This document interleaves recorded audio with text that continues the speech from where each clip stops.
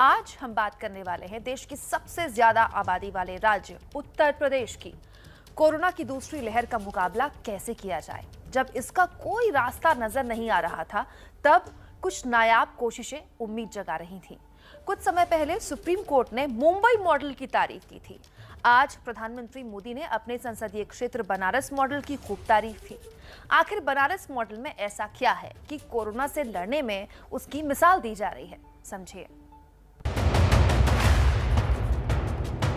बनारस ने जिस तरह इतने कम समय में खुद को संभाला है, आज पूरे देश में उसकी चर्चा हो रही है।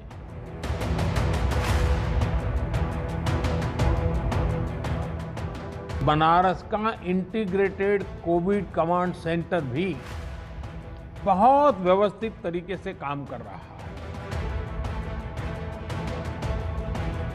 महामारी के इस हमले को आपने काफी हद तक संभाला है।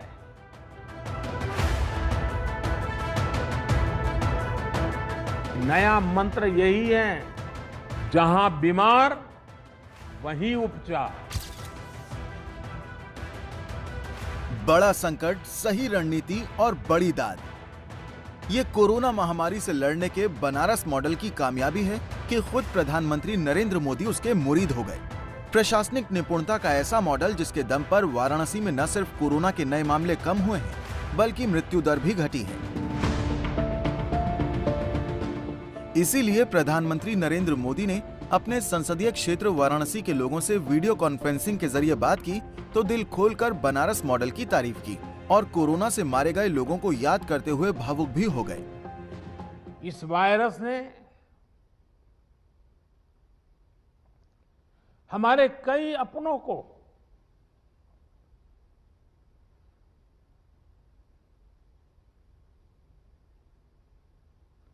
हमसे छीना है।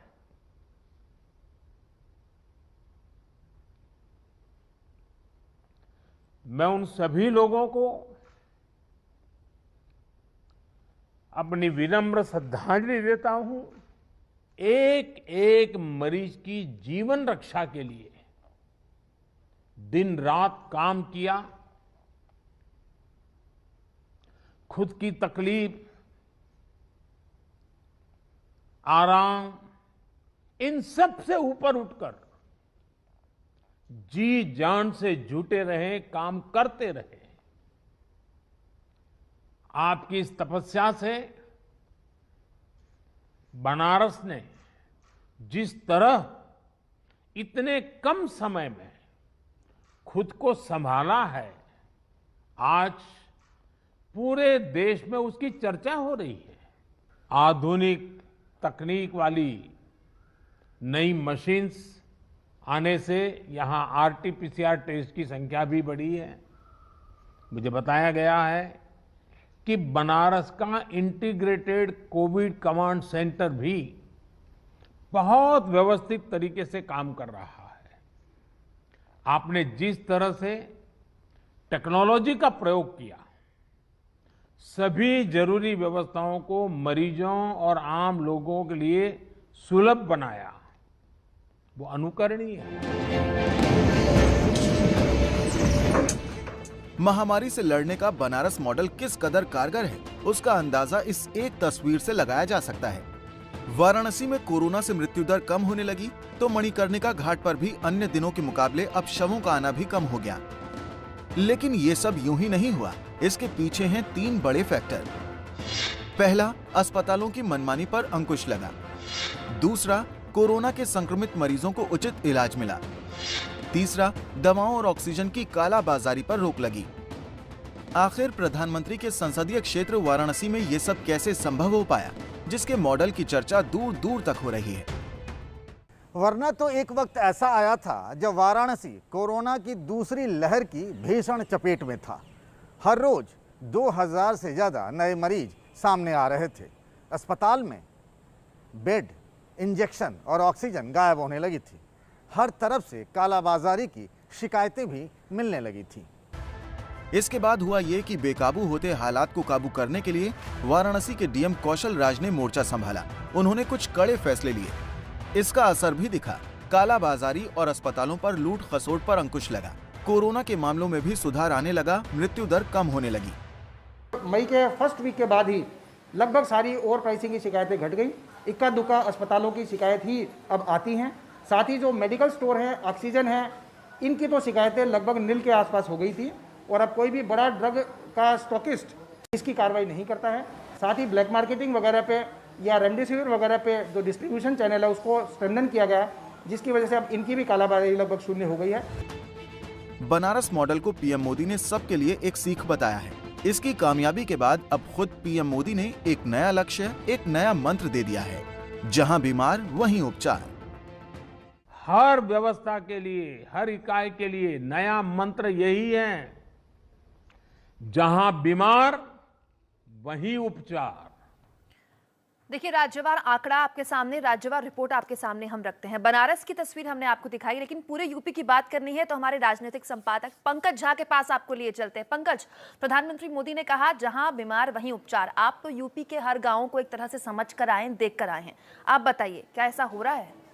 देखिए, शुरुआत में कोरोना को लेकर के बड़ा कोहराम मचा था। ऑक्सीजन से लेकर के दवा, इंजेक्शन, अस्पताल में एडमिशन को लेकर बड़ी मारामारी मची हुई थी। लेकिन उसके बाद सबसे दो तरीके से काम किया गया। एक तो जो शहरी इलाके थे वहाँ ऑक्सीजन की किल्लत नहीं हो, आपने देखा ऑक्सीजन एक्सप्रेस से, और फिर दूसरे तरीकों से ऑक्सीजन की कमी को कंट्रोल किया गया। बेड के लिए जहाँ तक बात है तो बड़े शहरों में, चाहे वो लखनऊ हो, वाराणसी हो, डीआरडीओ की मदद से वहाँ अस्पताल में बेड बढ़ाए गए, दूसरे मेडिकल कॉलेजों में बेड बढ़ाए गए। और फिर दूसरा काम ये किया गया, जो चुनौती आ गई थी मई के शुरुआती हफ्ते में, कि गाँव में कोरोना पैर न पसार ले, तो उसके लिए 5 मई से जो कैंपेन चलाया गया। आज प्रधानमंत्री मोदी 3 दिनों पहले कहते हैं कि घर घर में जांच होनी चाहिए गांव में, पर ये काम यूपी में पहले शुरू हो गया था। तो इन दोनों कोशिशों के अभियान की वजह से हालात अब बहुत बेहतर हो रहे हैं। पहले जिस तरीके से तस्वीरें आ रही थी, लोगों की परेशानियां थी तरह तरह की, वो सब तस्वीरें अब नहीं आ रही हैं। पंकज, आप लगातार हमारे साथ बने रहे, क्योंकि यूपी के गांव की जो जिक्र आपने किया, टेस्टिंग और ट्रैकिंग पर क्या वाकई जोर दिया जा रहा है, इस पर हम आगे बात करेंगे। लेकिन बनारस मॉडल की चर्चा करते हुए प्रधानमंत्री मोदी ने आज यूपी की सीएम योगी सरकार की तारीफ की। सीएम योगी खुद कई दिनों से जिले जिले जाकर हालात का जायजा ले रहे हैं। यूपी में अब कोरोना के मामलों में थोड़ी कमी दिखी है, हालांकि आज मामलों में कल से बढ़ोतरी भी थी। आखिर योगी मॉडल काम कैसे कर रहा है, समझिए। ऑक्सीजन की एक एक सांस का संघर्ष, अस्पतालों के बाहर मरीजों को लेकर रोते बिलखते लोग,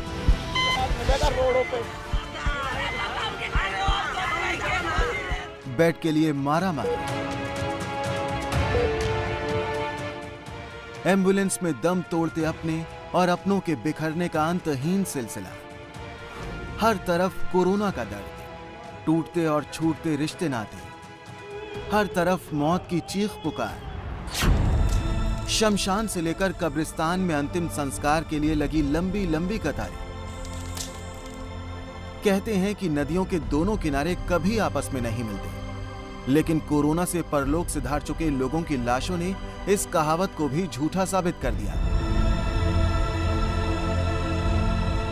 मौत का मातम ऐसा कि देश के पीएम और वाराणसी के सांसद नरेंद्र मोदी भी भावुक हो गए। अपनी विनम्र श्रद्धांजलि देता हूं। इस वायरस ने हमारे कई अपनों को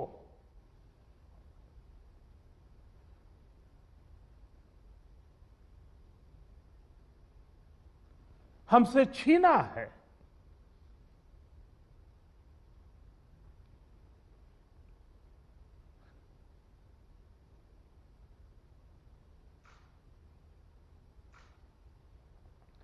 मैं उन सभी लोगों को अपनी विनम्र श्रद्धांजलि देता हूं और उनके परिजनों के प्रति सांत्वना व्यक्त करता हूं। शुरुआती कोहराम के बाद मई के तीसरे हफ्ते में देश के सबसे बड़े राज्य में कोरोना की दूसरी लहर थमने लगी है। दुख और दर्द के बदले अब राहत की खबरें आ रही हैं। 24 अप्रैल को यूपी में कोरोना अपने पीक पर था। 24 अप्रैल को 38,000 से भी ज्यादा केस आए, लेकिन आज यानी 21 मई को एक दिन में सिर्फ 7,735 नए मरीज मिले। यूपी में महीने भर में ही कोरोना का कहर कमजोर होता जा रहा है। दिल्ली, महाराष्ट्र और पश्चिम बंगाल से तुलना करें तो यूपी में कोरोना के टेस्ट लगातार बढ़े हैं। 20 मई को यूपी में 2,90,000, महाराष्ट्र में 2,80,000, दिल्ली में 58,744 और पश्चिम बंगाल में 70,638 टेस्ट हुए। दिल्ली में टेस्ट लगातार कम हो रहे हैं। यूपी में अब तक 4,58,00,000 टेस्ट हो चुके हैं। 23 करोड़ की आबादी वाले यूपी में सबसे बड़ी चुनौती गांवों को कोरोना के कहर से बचाने की थी, जहां न तो इलाज है, न ही लोगों में कोरोना को लेकर कोई जागरूकता है और न ही शहरों जैसी स्वास्थ्य सुविधाएं।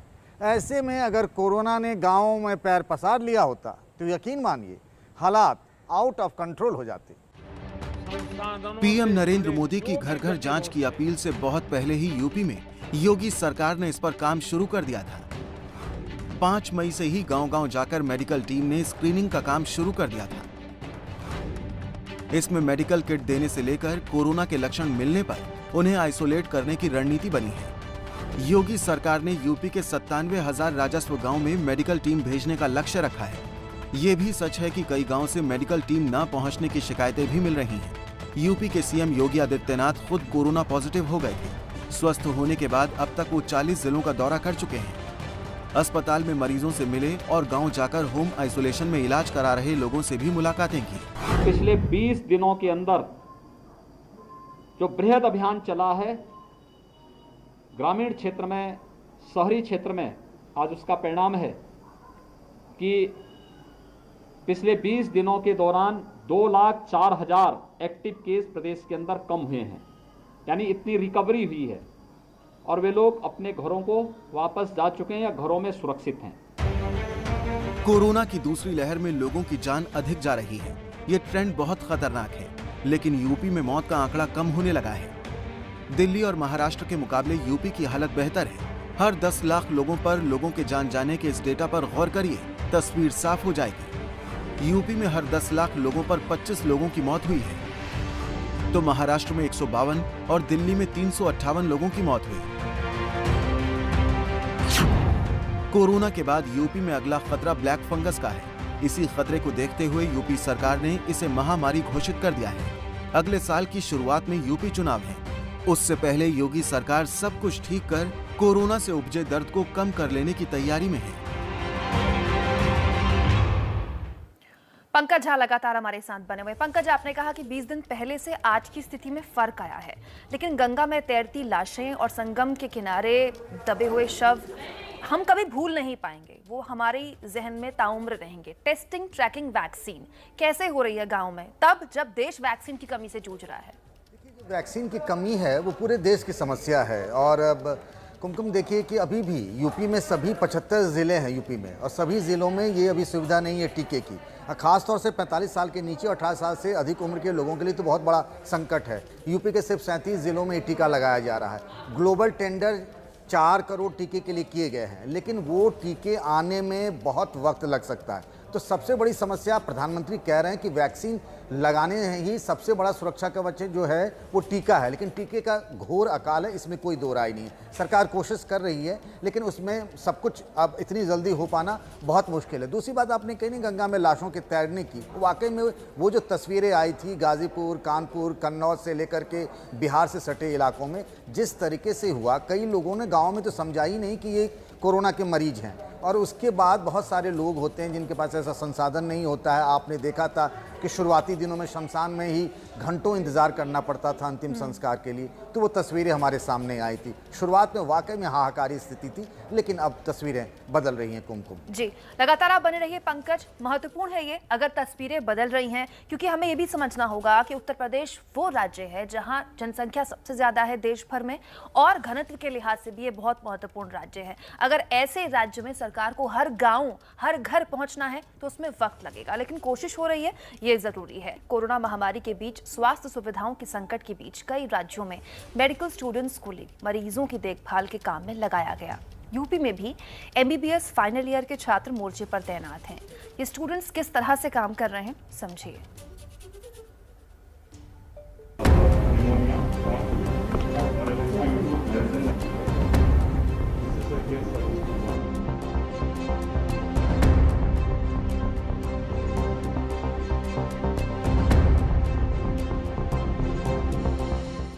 कोरोना वायरस से पैदा हुई भीषण मानवीय त्रासदी इन मेडिकल छात्रों को वक्त से पहले ही डॉक्टरी का तजुर्बा सिखा रही है।